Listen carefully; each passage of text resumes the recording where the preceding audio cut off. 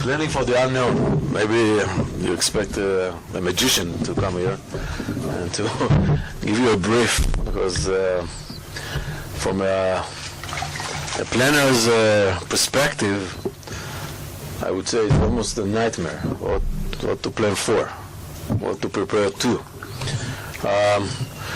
Just before that, I'll tell you what I do and what we do in the Planning Directorate in the Israeli Defense Forces, and here I have a lot of familiar faces that we see from time to time. And what the Planning Directorate does is we've got three major tasks. One is strategic planning. Usually militaries deal with military policy, and the planning for that we deal, I would say, in a level which is above that, also that and above that, the national level related to the national security. We have a lot of interaction with our government related to national security policy strategy, and it has been like that for a long time. So this is one task.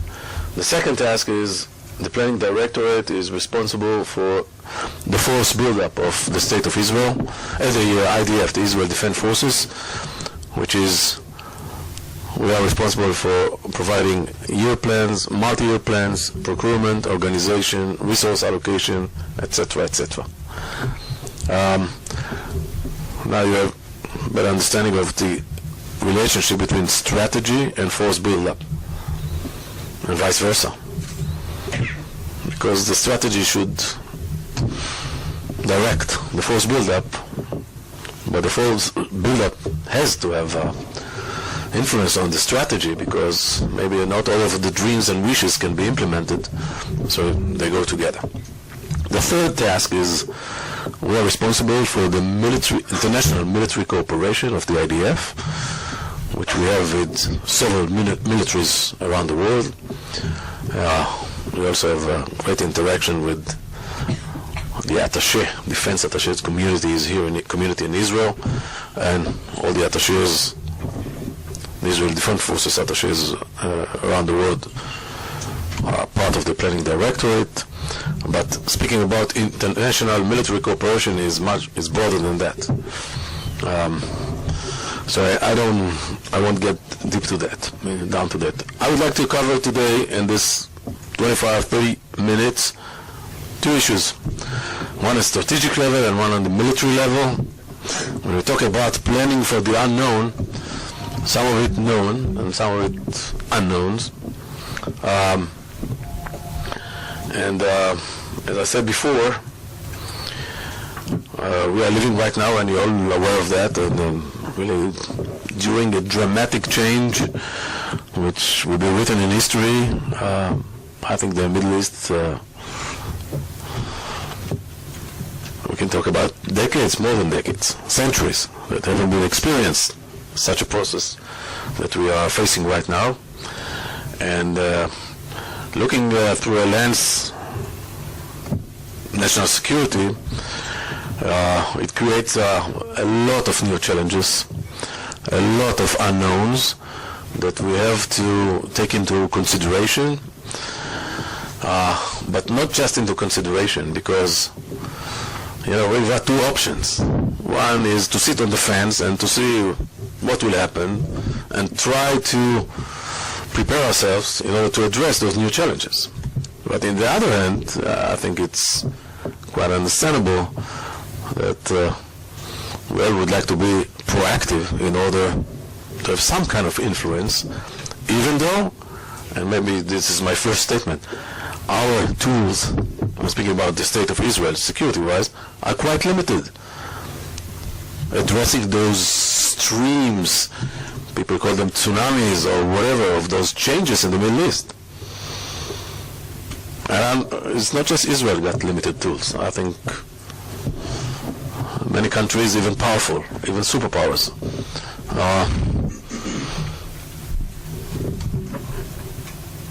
The toolbox is, I don't want to say it's empty, but it's those tools are, in order to address those new streams, those emerging streams, are quite, I think, quite limited. But when we look to the future with these unknowns and trying to understand the not the options, the possibilities, the potential, what is this width of unknown? I would say the first factor that we have to take into consideration strategically, now in the strategic issue, is Iran. It's way above all the others. Way above all the others. Not because Iran is what it is right now. We have to look to the future. Its regional and beyond regional ambitions, aspirations, its journey to nuclear capability, and other things are, they have the potential to create here a dramatic change, not just in the region. I think is way beyond the boundaries of the region. And you look at it as a whole, as a whole package. It's, which is the nuclear journey and the nuclear aspirations are really the leading edge of that. And I think it's quite easy to understand that nuclear Iran is going to create a dramatic change in the region. First, having the capability. Second, capability and, of course, the outcomes of using it.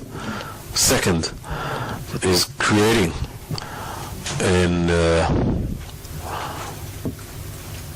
a nuclear race in the Middle East, because I'm sure that other players in the Middle East will try to acquire such a capability. And I would say even more, it can create a process that will lead to a global nuclear jungle. Because if Iran dared to do, so maybe other guys will dare to do. And I can tell you one thing that maybe it's not formal, but the first lesson learned for leaders in the Middle East to this, what is called the Arab Spring, I will cover that in a minute, is get a nuclear capability and be immune. They consider Gaddafi made a big mistake when he gave up his nuclear program. Who would dare to deal with Gaddafi if he had a nuclear capability? Nobody. Who would dare to deal with Saddam Hussein in 1991 or 2003 if he would have a nuclear capability? No way. No way. So, nuclear race. The second thing is, try to imagine, I would say, the behavior of radical players, non-state states, under nuclear Iranian umbrella. They will be more aggressive. They will dare to do things that right now maybe I'm not willing to do so. I'm going to quote an answer that I got from a senior Indian officer when we discussed Indian military. When we discussed, we had a discussion a year and a half ago. We asked him about Mumbai attack, and everybody knows who was behind that attack. And we asked him, why didn't you, the Indians, do anything? And he said, when the other side has a nuclear capability and a will to use it, you think twice. That means strategically that you are limited. You are more restrained because of, you don't want to get into that ball game. So this is going to create a dramatic change in Israel's strategic posture, because if we are forced to do things, for example, in Gaza or in Lebanon, under Iranian nuclear umbrella, it might be different. The fourth issue is the nexus between weapon of mass destruction, nuclear one, and terrorism. And this should be also a major concern for the whole world, not just Israel. So this is, and I started with Iran because it's way above all. And now we add it to the turmoil of the regional turmoil, so it's a nice salad that maybe we don't like all the ingredients, but it's a major challenge. About this regional turmoil, from our perspective, and I'll start from the end, okay, from the bottom line, this is not a spring. It's not even close to spring. We all, I think, should identify with the core issues that started those revolutions. It's not just personally. I think we share the same values, but unfortunately, our assessment a year ago that those revolutions will be hijacked by others became true. And now I think that the picture is not, I would say, kind of a monochromatic, with only one color. No, it's got different colors. There are opportunities here and there are risks. But when we assess all of those, we think that the risks for the mid-term and long-term are greater than the opportunities. And we're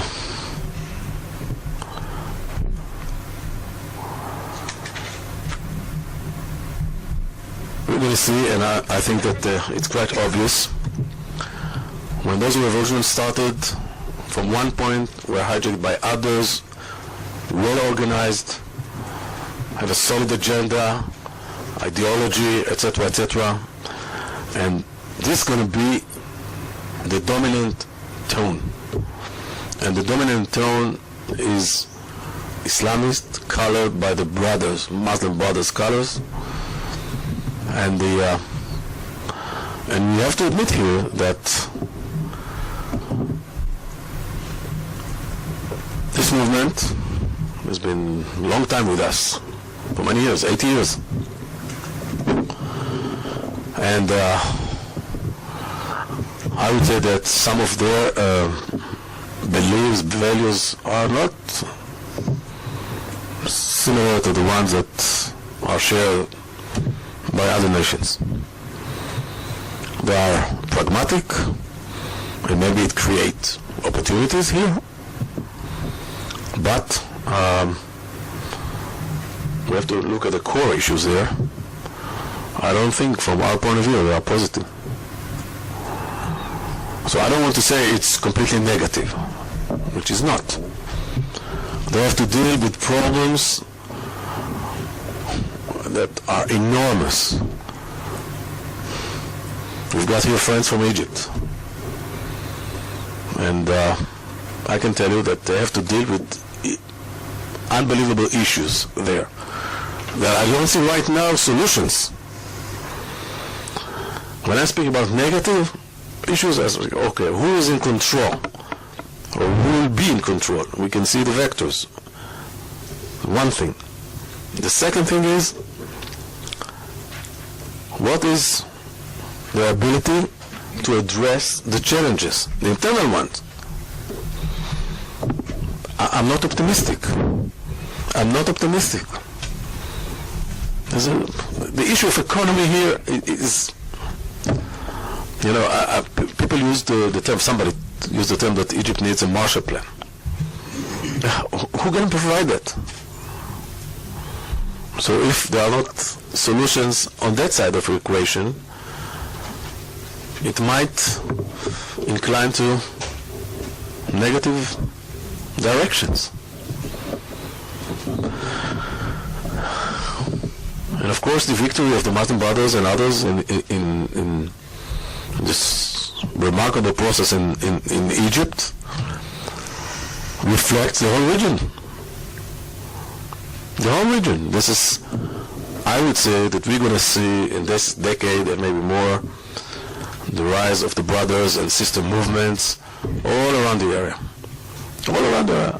It depends. Each country is a different case, but we're going to see a rise of those within the Palestinians, Hamas, in Syria, in Jordan, in other places. It's the Turkish issue. This is a change. I don't want to say, I can't say, that we're going to see creating a new axis, a new Sunni axis colored by the brothers. I don't say that, because I don't see right now kind of an axis. It's more, they are focused on their internal issues, but there is a reflection of one country to another. I don't want to say it's kind of epidemic, but it's got its effects. So when we look at the opportunities, we look at the risks. There are opportunities. We have to do whatever we can. I'm talking about the whole international community in order to explore those opportunities. But we must face reality. There are risks, and right now I think they are not balanced. And by saying that, I want to clear something, to be clear and loud, that we don't consider Egypt as an enemy. Far away from that. We don't think that things will be changed tomorrow or whatever. We are talking about processes. A process that might lead to a change. And actually, and I'm speaking between the IDF and the Egyptian military, there's a great cooperation to face this new situation.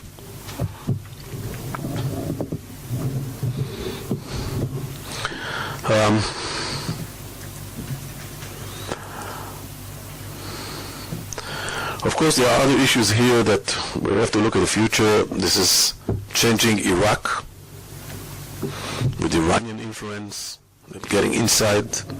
What's going to come out of that, I don't know.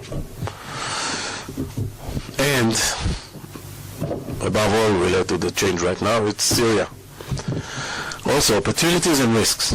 Opportunities, I would say first about Assad regime. The question is when, the question is not if. And the big question, what's going to be the day after? I don't know. But the opportunity that a major player will be taken out from the radical axis. And a pivotal point in the radical axis. But it's a big question, what's going to be the day after? And I think Syria, which is a major concern related to the day after, because it's not coherent like other countries. It's Sunnis in Damascus and the Sunnis in Aleppo are different. The Druze, the Kurds, Alawites. It's more like the Iraqi case, a different one, that can be dismantled to factions. And of course, the major concern, the immediate major concern, is the huge stockpile of chemicals, biologicals, strategic capabilities that are still going inside Syria, mainly from Eastern Europe. Still getting in. And that's a major concern, because I don't know who's going to own those the day after. Up till now, what have been transferred to Hezbollah? What will be transferred to? what will be divided between those factions inside Syria.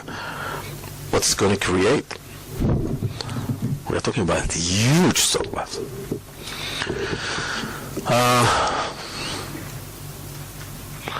And of course, I can cover more. I want to stop here in the strategic level and transfer to the military level. Our national security strategy is challenged in every component. Every component. First, the deterrence.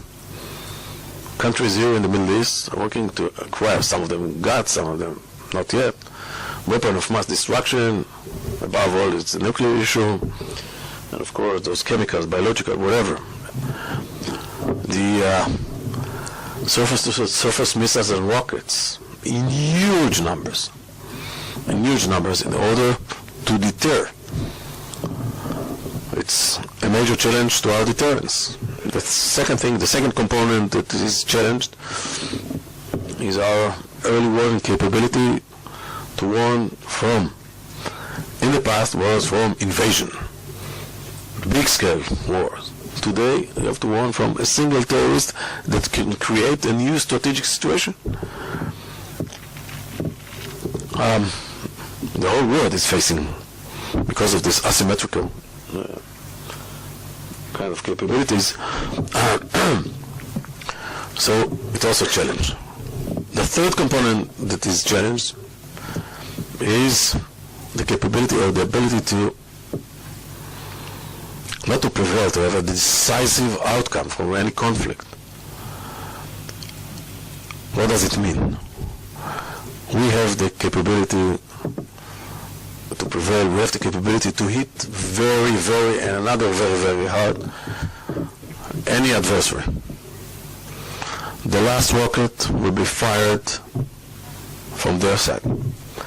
People tend to, those are romantic views about knockout, like in boxing.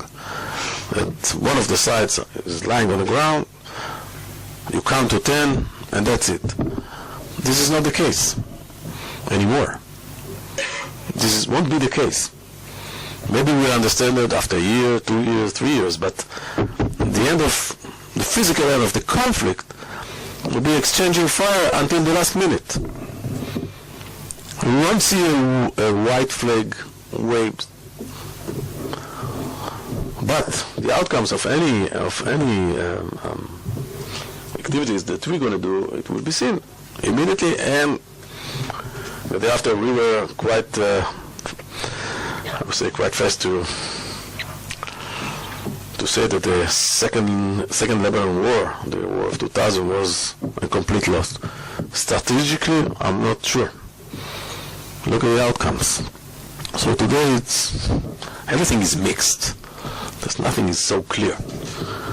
So it's also this to have a decisive outcome.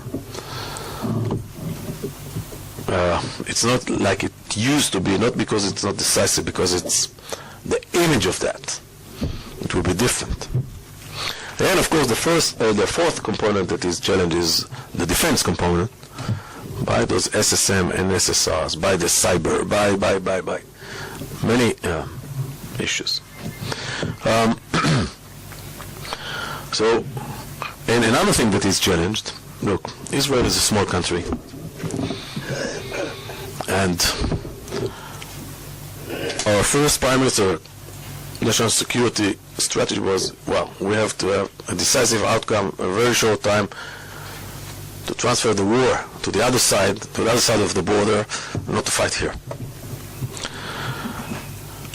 Now we are talking about a campaign that is implemented between those big wars, and it is implemented on a daily basis by others. Iran fights not just Israel, others on a daily basis in many dimensions. One is terror, one is political, economic, whatever. Ask yourself, they have their long arm named Quds forces. What are they doing in South America? What are they doing in Nigeria? What are they everywhere? People tend to think, well, maybe Iran is focused on the region. They live in the region, they have aspirations of regional hegemony, but they're working everywhere. Ask some of our other players in the region how they feel about this Iranian strangle on daily basis that come from underground, come from here, come from there. In every aspect. So it's terror, it's an economic issue, legal issues, political issues, etc., etc., etc. This is an ongoing campaign, which we change our first way of seeing that and preparing ourselves to deal with that campaign, because we were built to protect the borders, and that's it. Right now, there's an ongoing campaign that must be addressed. Must be. This being proactive in order to first trying to shape the situation, trying to get an influence, trying to decrease capabilities. We are talking about smuggling of arms. Also, it's like the Arab Spring. What is smuggling? It's transfer, huge quantities. You have to deal with it.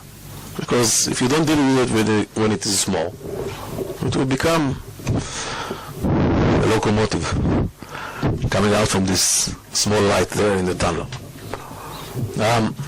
So we have to deal with that. So it's an ongoing campaign that really we have to change our organization, how to deal with that. And it's not just for the military. Everybody knows it quite well. It's not just the military. There's got a lot of fronts here. Political, legal, economic, everywhere.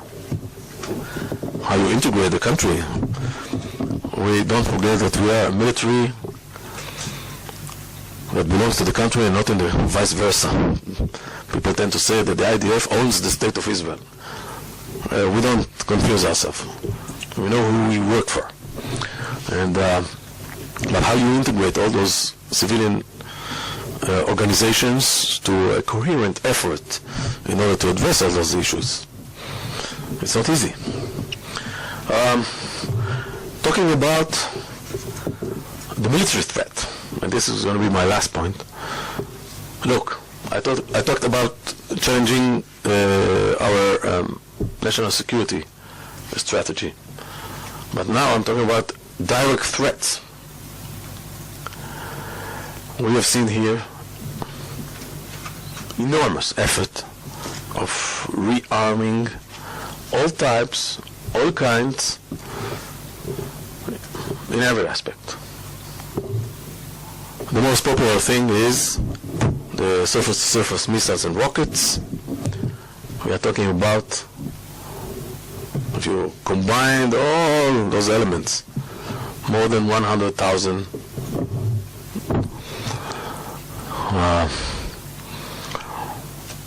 missiles and rockets. They become more long ranges, for the long ranges, more lethal, more accurate, more. You have to deal with that. We've seen massive rearming of air defenses. Look, Syria is almost in a point of declaring itself for Chapter 11. But they have money to invest in air defense. In the last 2 years, they've invested 2.5. They invested more than $2 billion in air defense. We haven't seen like that in the last 20 years. Because they understand they have problem with the Israeli Air Force, so we have to deal with those kind of things. They invest a lot of money in order to disrupt our ground maneuver effort, if it will happen. Huge quantities of anti-tank missiles, that from time to time find themselves going to terrorist organizations, and from time to time find themselves shooting in the yellow buses near Gaza.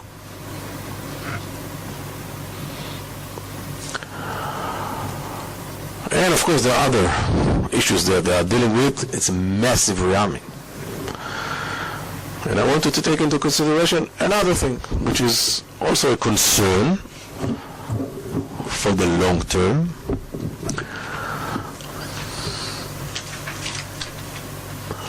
And I try to phrase it carefully. The change in Iran, and it's a different situation, but the change in Iran happened almost in one night, in 1979. The region is unstable. Other countries can be changed in the future. Other countries that have state-of-the-art Western, state-of-the-art technology, of Western technology, might change. We have to take it into consideration. And I'm not talking about tomorrow or the day after or a year. It might happen in a decade or even 2 decades. But you have to understand, in order to build your capabilities, our capabilities, it takes decades.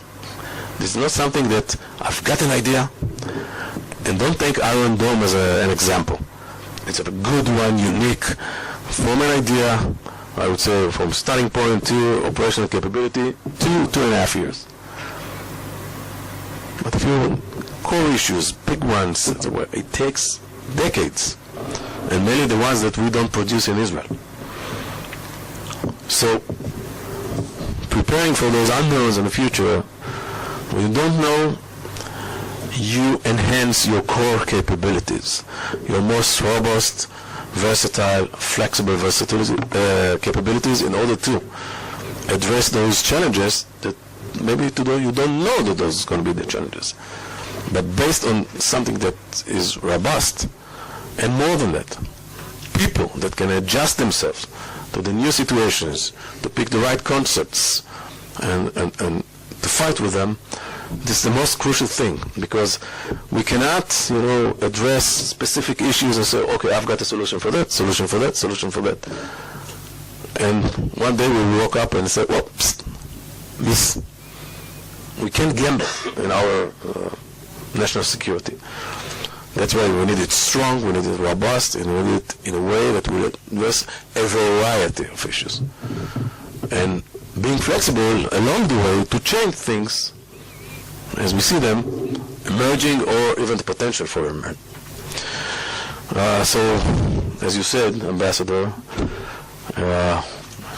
it's an interesting job. It's a lot of responsibility. It's a great privilege.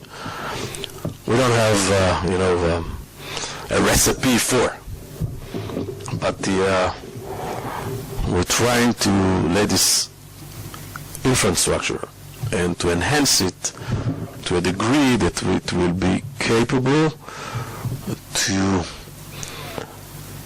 make the tests that will be laid on the table in the near and in the long future. I hope, no, we don't have any choice, but I hope that we'll be successful. I'm sure that we'll be. Thank you. Now your questions. You are very polite. It was too long, yes. You're going to lead. Okay. I don't want to get involved with anybody. Okay, 2 questions. Could you just state your name, please? Yeah, Terry, Network Global News. 2 questions. It's been reported that Israel's concerned about the Sinai, whether Egypt can control what's going on there with the Islamic group. And second of all, will you comment on the recent cancellation or rescheduling of the drill with major countries, NATO, US, and Israel here? First about Sinai. Sinai, as we all have seen that last August, the terrorist attack that were taken from Sinai and caused the life of Israelis, 8 Israelis and Egyptians. Sinai is a great concern. And Sinai right now is a kind of, I don't want to say safe haven, it's not, but for many, I would say players, organization, whatever, they find it quite convenient to be there, to operate from there. There are efforts that are done by the Egyptian military. We know that they want to do more. We expect them to do more because we think it might jeopardize the peace agreement between us and Egypt. It's also they're also a threat to security of Egypt. It's not just Israel. So we've seen players coming from Gaza and from outside the region coming into Sinai. Just remind you, a few years ago, before the revolution, the Egyptians found Hezbollah's terrorists in Sinai. So Sinai is concerned. I think both countries understand that this problem should be addressed. We have a lot of warnings about potential activities there, and we hope to see the Egyptians dealing with that more successfully. Related to the second question about this exercise, we might see this. It's an important exercise that relates to dealing with the unique capabilities of ballistic missile defense. It's Israeli-American exercise. I would say you won't find any kind of even close to that exercise all around the world because only those two countries have the capability, this capability. So we're talking about state-of-the-art new capabilities related to ballistic missile defense. We're talking about integrating American and Israeli systems related to this capability, and we might see this exercise in the second half of the year, of this year. Why was it canceled?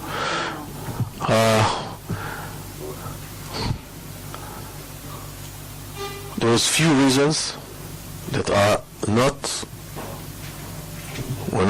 this is not the military level that deal with that. So it was decided between the U.S. administration and the Israeli government, between the two defense establishment. The exercise is important, and it will be, I'm sure that it will be in the second half of the year. Yes, over there, please. The gentleman in the corner, yes. Two questions unrelated. Who are you, please? Oh, I'm sorry. I'm Charles Levinson from the Wall Street Journal. You sort of laid out, you painted this picture of your strategic priorities, and there was sort of one omission, or interesting omission. I was wondering, what should we take from the fact that you didn't really mention the Israeli-Palestinian conflict at all? How you view sort of the strategic terms going ahead for what's that mean? And then secondly, unrelated, if you can comment on sort of how your relationship, your cooperation with the Egyptian military has changed over the past year. First, I knew that the question about the Palestinian would be raised, so it saved me time from the presentation. About the Palestinian issue. First,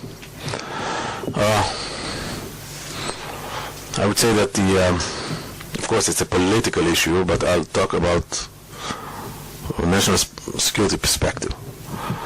As far as we understand, this issue must be addressed, but if tomorrow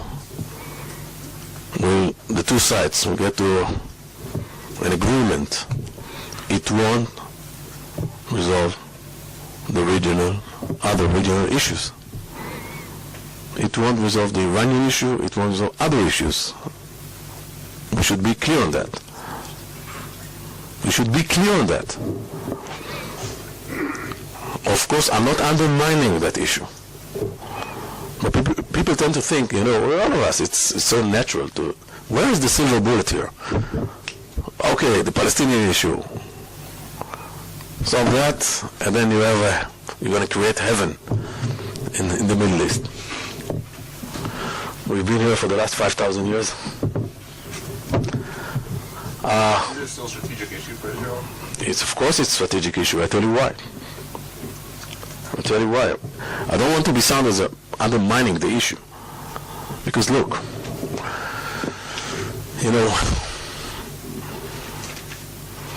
people tend to think, okay, find an arrangement between two landlords, okay? Find an agreement. But here, those two landlords are so deeply integrated that you have to find a solution security-wise, okay? In an apartment building, between the floors, between the apartments, sometimes between the rooms. And we understand one thing that's quite clear. If those arrangements, agreement, okay, won't be based on solid security arrangement, it won't last. It won't last. We have too many historical examples here, even lately, that we call it must be. People tend to think, well, peace provides security. And it's true. But here in the Middle East, we think that it must be combined. Security also provided peace. And this should be what we call protected peace. By solid security arrangements. Because this is the proximity to our heartland of the country. The exposure of our population to threats. We are not talking about big ones. We are talking about those widely spread threats. We must create solid security arrangement. Must. The IDF in the West Bank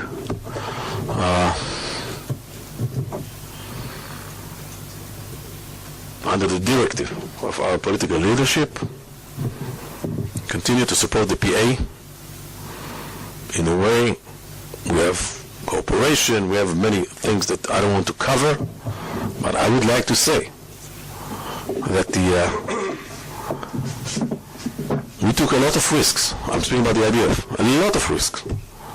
And we were criticized because of that. But we took a lot of risk in order to give them the opportunity to build their capabilities, to have better life. We've seen their economy prosperous. We're talking about 2 years ago we had 42 checkpoints. Wait a minute. 42 checkpoints. Tactically, you laid out this nice strategic vision of Iran. If Iran gets nuclear weapons, then you have a nuclear umbrella. You laid out a very compelling three cases for why this is an issue. I want to speak strategically about the conflict. I mean, you're going to lie, but speak strategically about what happens if there is, if there isn't. What instead of at the tactical level checkpoints. Look, this is things that look tactical, they are strategic. But I can tell you one thing, and it will. I hope it will explain all. I talk about solid security arrangement. This is a must-have in any kind of arrangement. One thing is what is strategic, that if we make a mistake here, for us, in this neighborhood, in this proximity, and those capabilities that are wandering around here, there isn't a second term here. There is not. That's why we are so determined about that, because we tried. We tried in 1993. We had the experience of the year of 2000. I'm speaking about the current history, the near past history.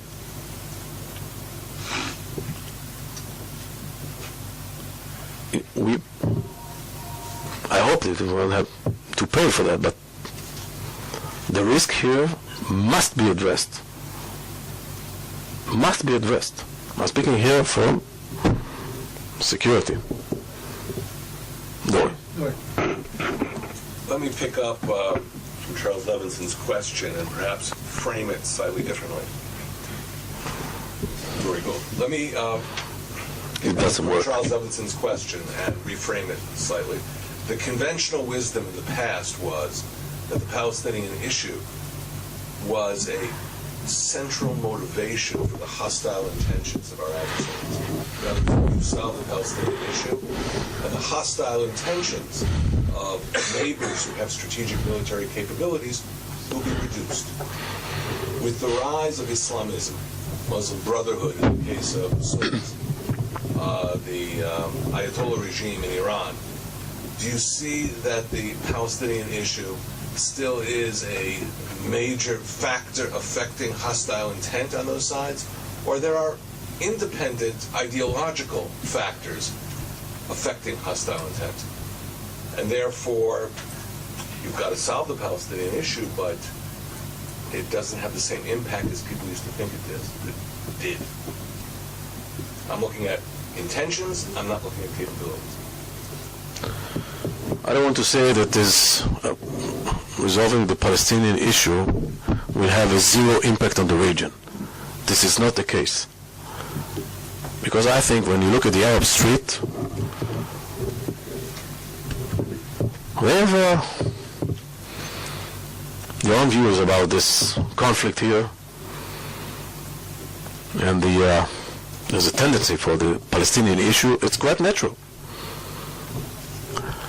And I think, so it's not have a potential of zero impact. There will be an impact if we'll move forward with that. But, as Dory said, I don't think, it might help, but a portion of that out of the whole picture is not so significant.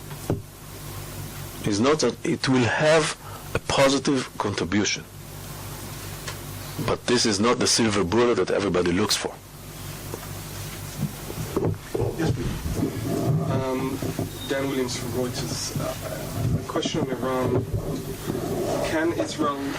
Can Israel contain a nuclear Iran? Should it go? Should it contain the bomb? And are you planning for that eventually? Responsible for long-term strategic planning.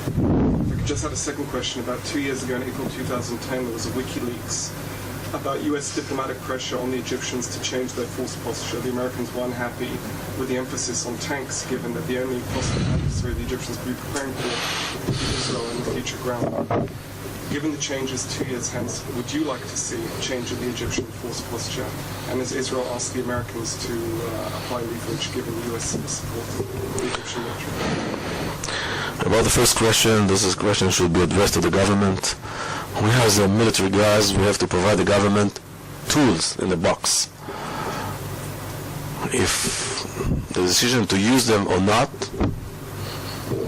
it's a few blocks from here. So we are highly invited to ask them if they are willing to contain nuclear Iran. I talked about the risks out of that, and I will use what the President Obama said. Nuclear Iran is unacceptable. The second thing about the Egyptian military, look, it's not our tendency to deal with it. I think Egypt faces a lot of challenges. And they're also facing the challenge of this asymmetric kind of threats, internal and external. Look at the borders, Libya, Sudan, even all those terrorist organizations in Sinai. I think created for them new challenges which they were not used to deal with in the past. I think they are right now in the same process that we were many years ago. How to adjust yourself to deal with, to address those kind of threats. So the Egyptian military is a strong military, big one and strong. Right now, this is the dilemma that they have. Okay, how they make this one organization into, I say that the IDF consists of three different militaries. One that deals with terrorism and asymmetric, one that has to deal with traditional conflict with militaries, and one that has to deal with the countries that we don't have mutual border with. All three in one. So the Egyptians are also right now in the process of creating, understanding and creating new capabilities in order to effectively address those challenges, which, if they will be effective, I think it will contribute to the stability of Sinai and the border. Yes, please. Yes, Chris Mitchell with CBN News. Later this week, the U.S. Chairman of the Joint Chiefs of Staff, General Dempsey, is going to be here. There are reports that part of his mission is to pressure Israel to promise not to attack Iran unless they first inform the U.S. Can you comment on those reports and on the strategic importance of the U.S.-Israel relationship? And finally, what about Syria? What do you see, if you see that Assad's fall is inevitable, who do you see taking over after? Last week I was in Washington. I got there 6 foot and above, and look what happened after the pressure. That's what left. No, just joking. I tell you that we have a very intimate and deep professional discussion with the U.S. militaries and the defense establishment. I don't think that it must be in the wide open. If you want to ask Dempsey if he comes to pressurize us, so ask him. I don't think that this is the way that we communicate.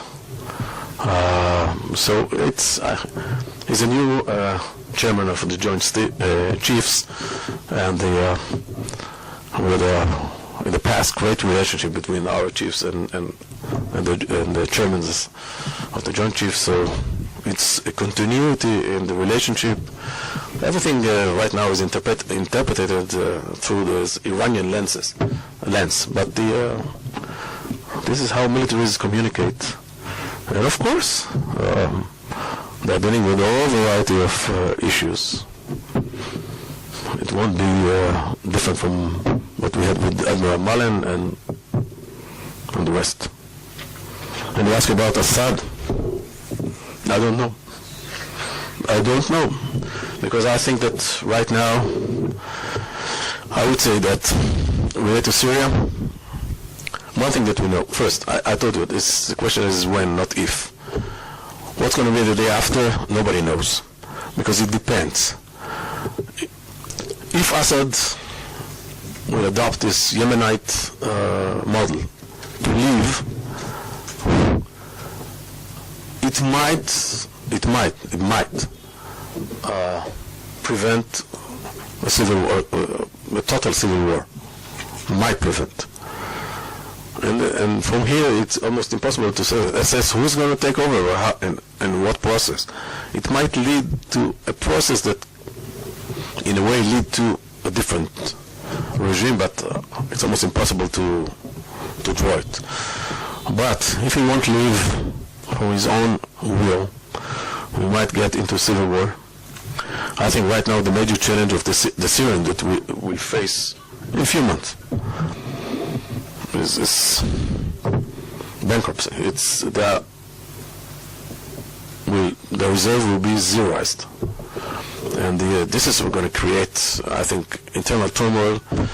We should expect a lot of refugees to many countries.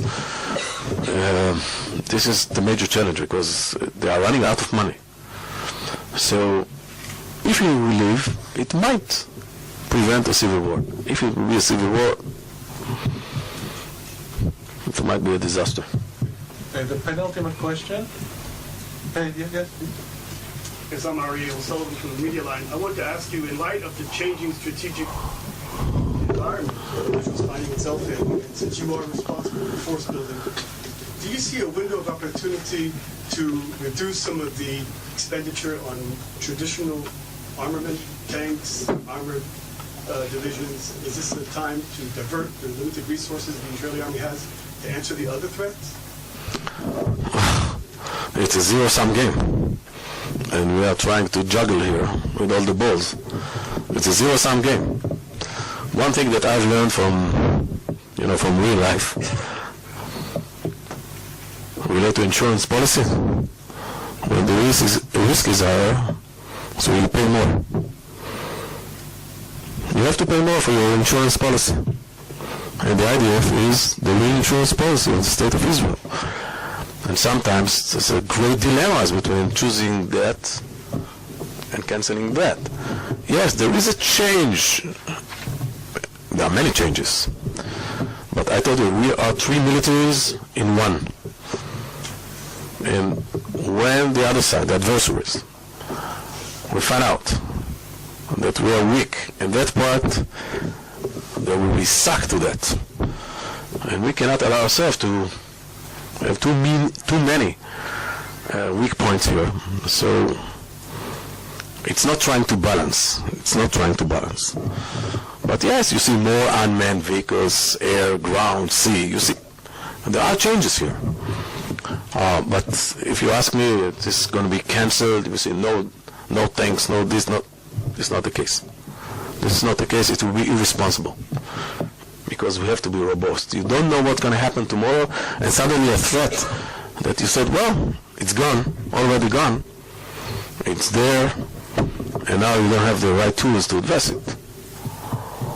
So there are changes, but you don't see as a trick here that create a new military. Okay, last question, please. At the back. Yes. Isabel Kirchner from the New York Times. Isabel Kirchner from the New York Times. There's been a lot of talk recently that the Iranians moving uranium enrichment into the Fordo underground plant represents some kind of military deadline for Israel. I wondered if you can comment on that. And if there were to be military actions by whoever, whenever, against Iran, I'm just curious, do you think that would necessarily lead to regional war, as some have suggested, or much less of the actions?